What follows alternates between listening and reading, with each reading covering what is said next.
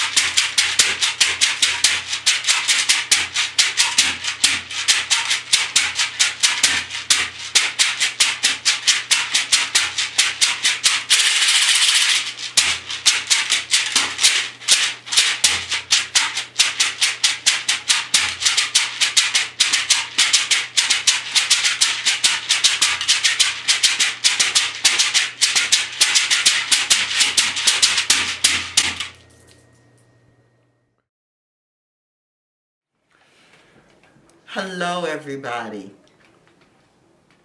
My name is Cheryl, the Gourd Lady Thomas, and I am coming to you from my living room filled with gourds in the People's Republic of Brooklyn in the community of Crown Heights.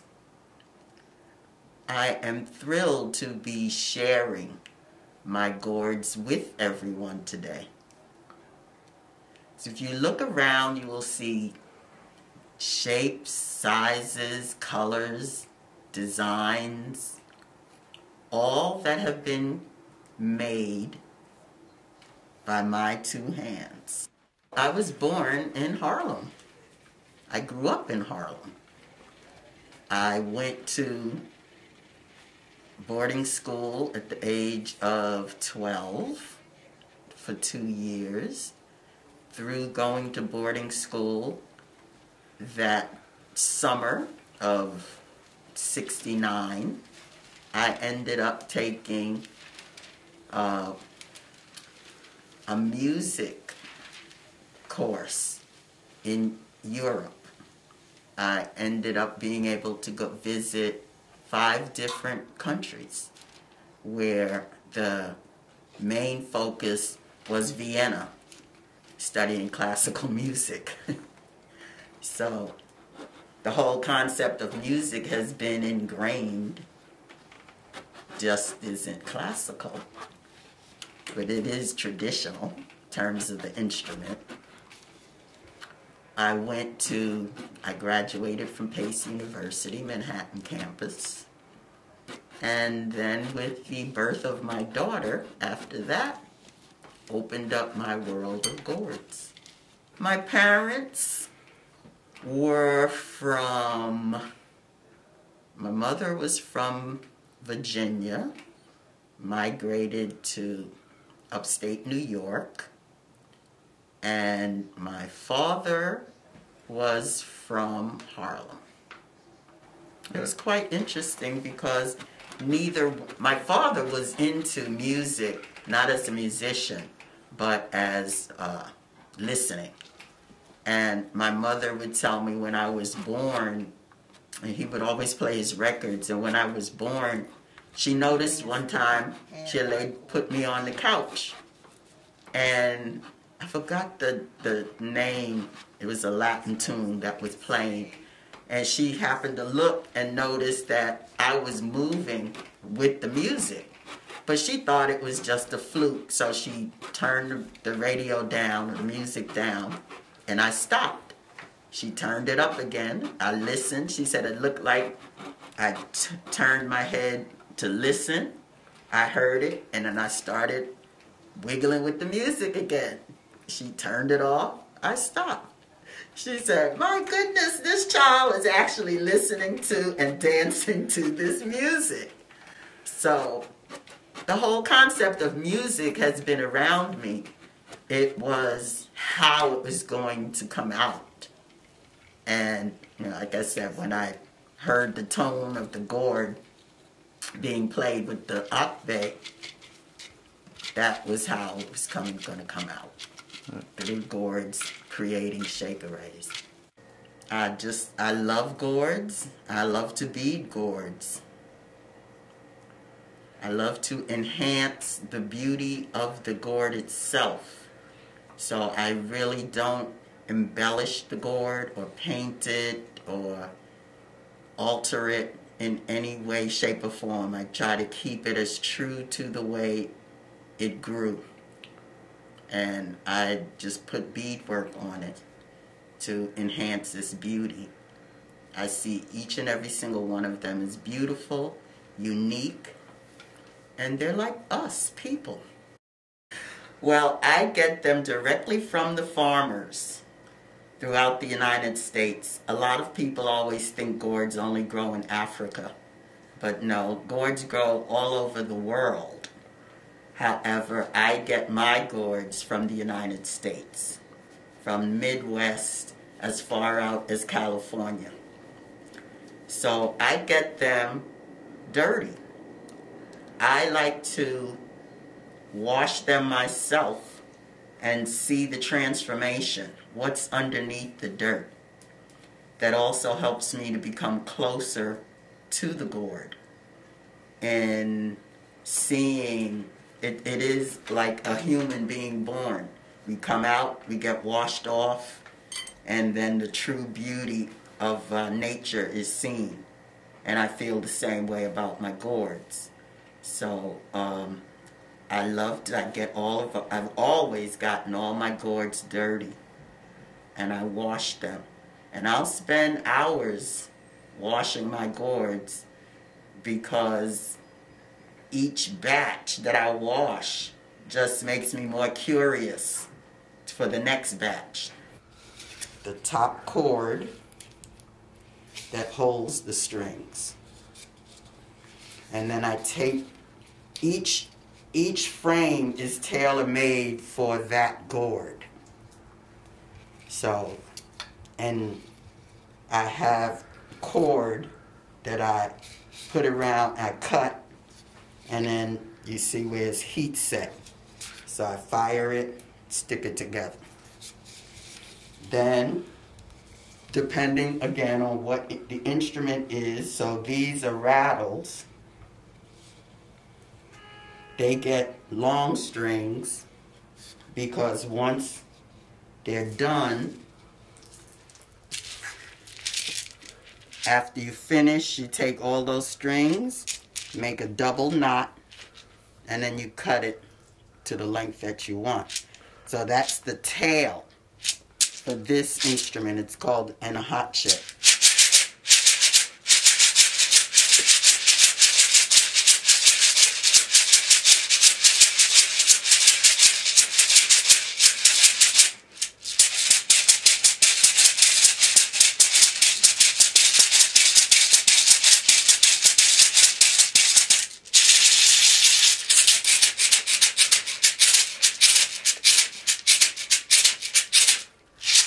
So that's how this would be played. So this is one of my personal shekeres. It's definitely an old one. Back in the 80s I made this one. And it does have my name in it. So here's the C, the H, the E, the R, the Y, and the L. So the beadwork is called a skirt. And I would love when I was working with the children in school system, I would always tell them, we're dressing our naked gourds. And you know, when you say the word naked around kids, they all, ooh, she said naked. So, as I said, once a gourd is cut and hollowed out, there's a natural tone inside of the gourd. And you release it, so to speak, or get to hear it, by hitting the bottom, not in the center. The center is like our belly button, our navel. You hit in the center, you could punch a hole into the gourd. So you're hitting, as we like to say, the lower hips of the gourd, or the butt. So you hit, and when you're playing the shekere, the skirt moves up, because you're playing it on an angle.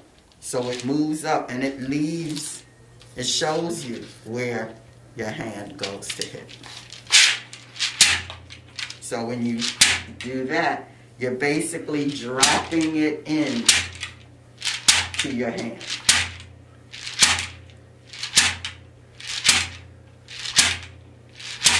So you will hear a combination of the tone that's inside and the beadwork, that when going down, the beads come up and then hit back onto the gourd.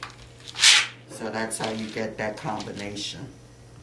But the tone is the first sound of the gourd. The beadwork is the second sound, because you can play the gourd without a skirt on it.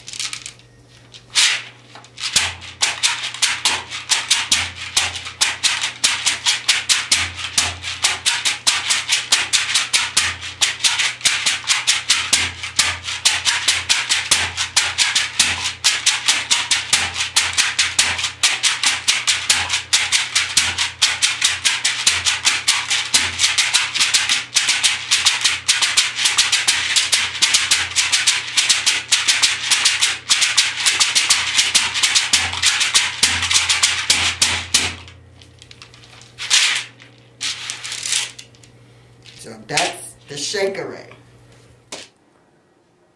But why gourds? I have no idea. Why anything for anybody? I look at it as my creator given gift and talent. We all have a gift, a talent, a skill.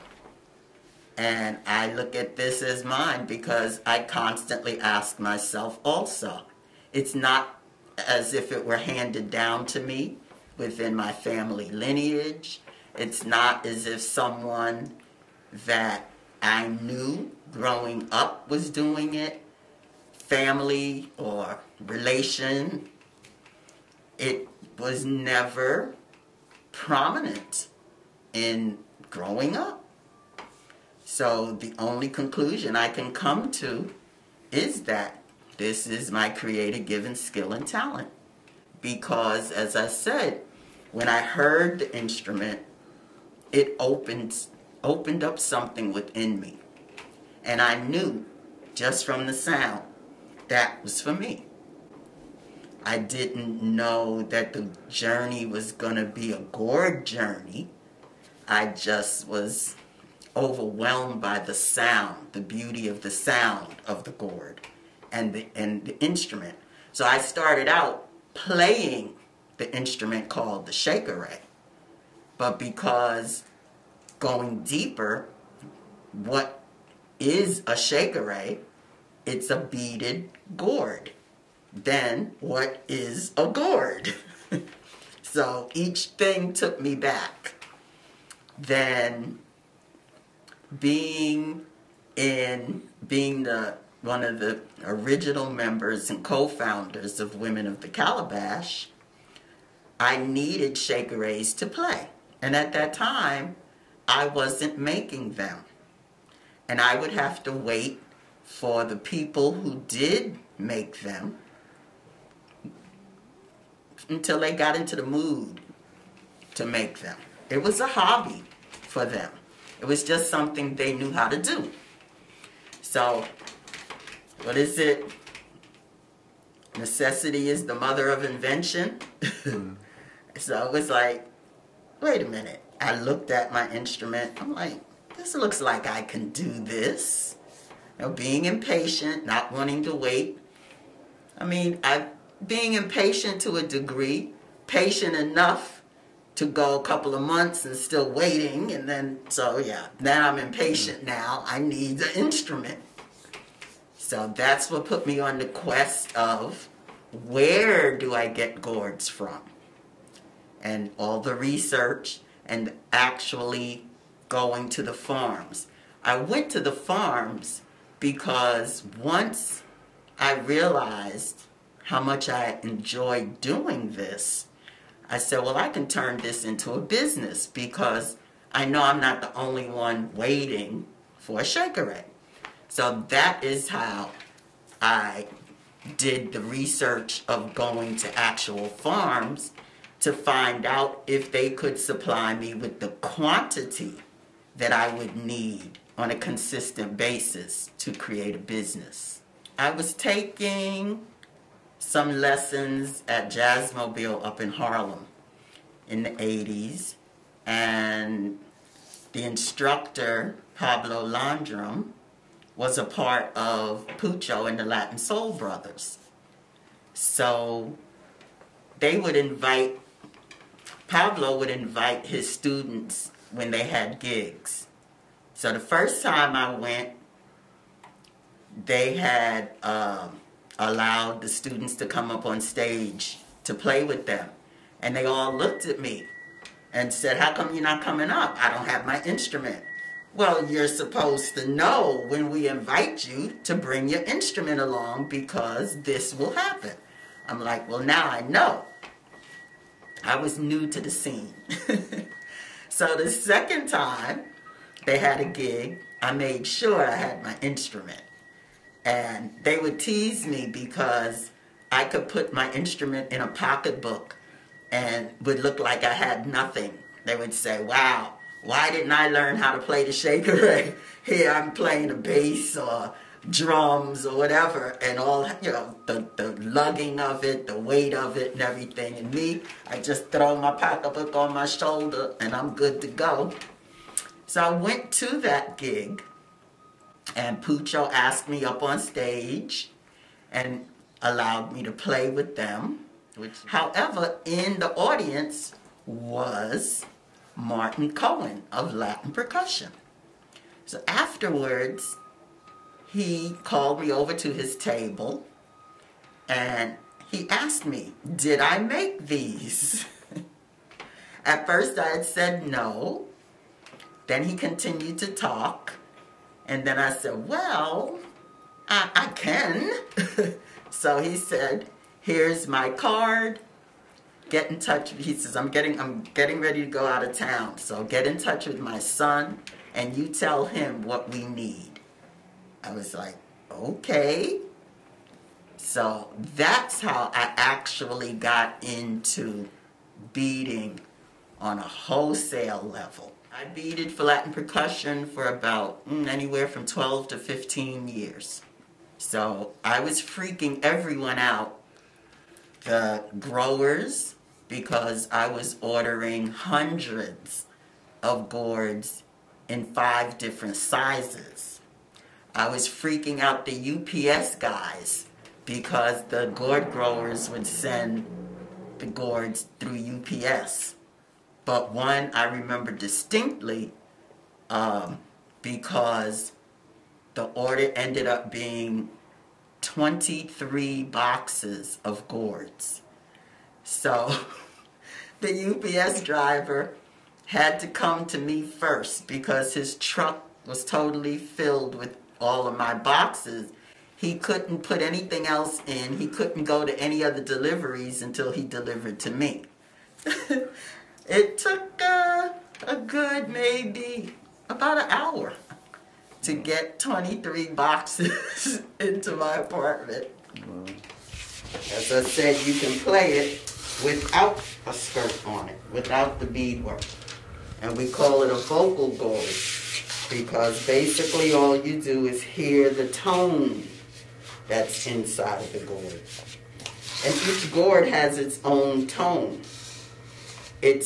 You will find similar tones, but no two I have found in all the gourds I've worked with have the exact same tone. And at this point, I have a very refined ear from going through the process of preparing the gourd.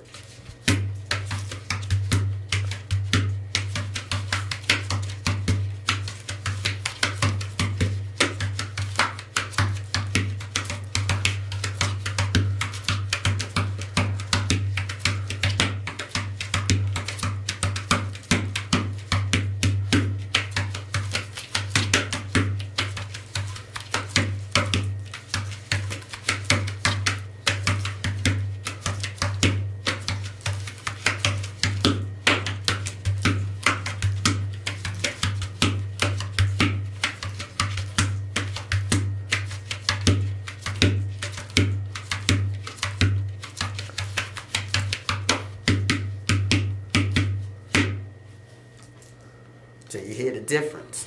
You can hear just straight tone. Well, people don't realize too that the gourd was our first everything. Our first bowls, baskets, baby bassinets, baby bottles, held powder horn, held our liquids when we traveled.